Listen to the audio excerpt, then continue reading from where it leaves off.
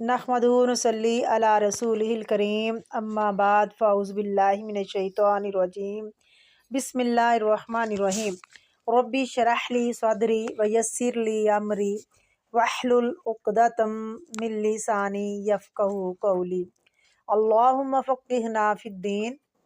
سورۃ البقرہ آیت نمبر 64، لفظی ترجمہ اور تفسیر۔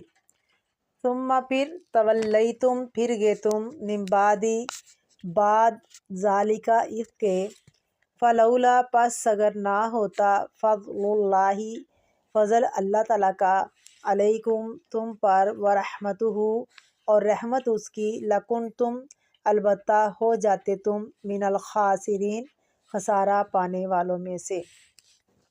روٹ ورڈ الفاظ کی وضاحت۔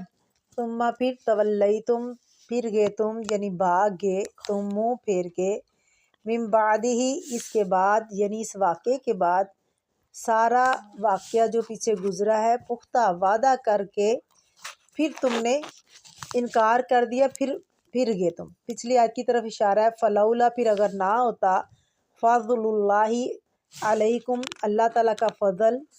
فضل کس کو کہتے ہیں؟ مہربانی کو، احسان کو، یعنی تمہارے اس قصور کے بعد اگر اللہ کا تم پر فضل نہ ہوتا، احسان مہربانی نہ ہوتی، ورحمتہ اور رحمت شفقت محبت نرم دلی نہ ہوتی، لکنتم البتہ ہو جاتے تم من الخاسرین خسارہ پانے والوں میں سے۔ خاسرین کس کی جمع ہے؟ خاسر کی، اور خاسر کا روٹ کیا ہے؟ خاسین را۔ بسم اللہ الرحمن الرحیم۔ چلیے تفسیر دیکھتے ہیں۔ ثم پھر تولیتم من بعد ذالک پھر اس کے بعد تم نے منہ موڑ لیا۔ تولا کا کیا مطلب ہے؟ کیا معنی ہے؟ منہ پھیرنا، بے رخی کرنا، اعراض برتنا، گویا کوئی جان پہچان ہی نہیں ہماری تمہاری۔ میں نے تمہیں اس وقت پڑھا تھا جب کوئی مصیبت آنے والی تھی، جب وہ ٹل گئی مسئلہ حل ہو گیا اور مشکل آسان ہو گئی، اور اب تم جانو اور ہم جانیں، اپنا اپنا کام کریں۔ اب کون پڑھے گا اس کو؟ کوئی امتحان ہو، کوئی مسئلہ ہو، کوئی شادی نہ ہوتی ہو، اس وقت وظیفے کر لیں گے، ہزاروں دفعہ پڑھ لیں گے، لیکن جب کام نکل گیا، مقصد پورا ہو گیا تو پھر اس سے منہ پھیر لیا۔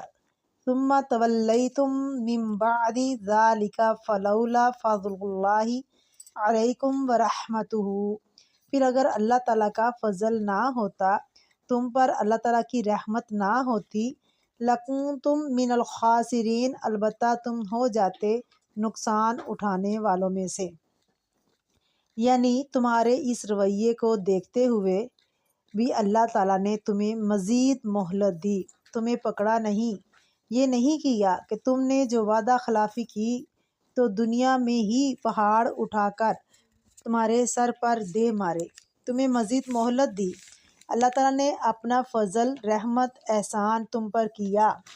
نمبر 1، جب قرآن پاک اتر رہا تھا تو جہاں اہل ایمان والوں کا ذکر ہے وہاں اہل کتاب کا بھی ذکر ہے۔ اس وقت کے بنی اسرائیل کو اور بعد کے لوگوں کو بھی کہا کہ اپنی تاریخ کو دیکھو، کیونکہ وہ بات جو ان کے آباء و اجداد سے کہی گئی تھی اسے یہ بھی یاد کریں، جس پر انہیں عمل کرنے کا کہا گیا تھا اس پر یہ بھی عمل کریں۔ اس کا اشارہ آیت نمبر 63 کی طرف ہے کہ بنی اسرائیل سے پکا وعدہ لیا کتاب پر عمل کرنے کا، اور اللہ رب العزت نے فرمایا کہ اس کو پکڑو اور عمل کرو۔ کسی بھی چیز کو یاد رکھنے کا طریقہ کیا ہے کہ اس کو بار بار پڑھا جائے۔ تمہاری زندگی اس کتاب کے ساتھ گزرنی چاہیے۔ کیوں ضروری ہے؟ لعلکم تتقون تاکہ تم متقی بن جاؤ، تاکہ تمہارے اندر تقوی پیدا ہو۔ اس میں بنی اسرائیل کو ملامت بھی کی جا رہی ہے کہ دیکھو تم نے وعدہ کر کے کیا کیا، وعدہ کر کے بھلا دیا، عہد بھلا دیا، اور جب انسان اپنا عہد بھولتا ہے تو اللہ سبحانہ و تعالی بندے کو پھر بھی مزید موقع دیتے ہیں، مہلت دے دیتا ہے۔ جب پہاڑ گرنے لگا تو کہنے لگے اللہ معاف کر دے، معافی مانگنے لگے۔ جب پہاڑ پیچھے ہٹ گیا پھر وہ اسی طریقے پر آگے۔